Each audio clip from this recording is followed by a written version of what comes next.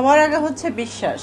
Even আপনি যে প্রতিষ্ঠানের কাছ থেকে, যার কাছ থেকে আপনি প্রোডাক্টটা কিনবেন, যে যাদের ব্র্যান্ডের কাছ থেকে, আসলে এটা আপনাকে আসলে নির্বাচন করতে হবে যে আমি এটা কি করব। কারণ টাকাটা তো আপনি দিবেন, টাকাটা আপনি সেটা যেভাবেই পাঠাবেন, টাকাটা তো আপনি পে করেই তো আপনাকে জিনিসটা নিতে হবে।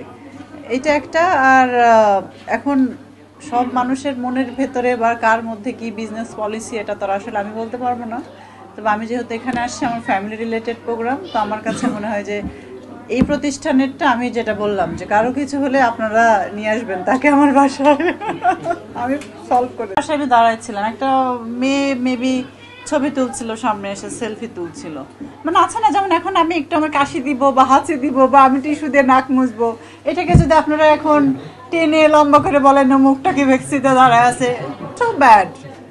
এগুলো খুব খারাপ। প্লিজ আপনারা এটা কারোর সাথেই করবেন না। কারণ একটা মানুষ চলবে, তার ভঙ্গিমা চেঞ্জ হবে, বিভিন্ন রকম অ্যাক্টিভিটিস হবে, এগুলোকে আপনারা হাইলাইট করেন না। ওকে, বাই।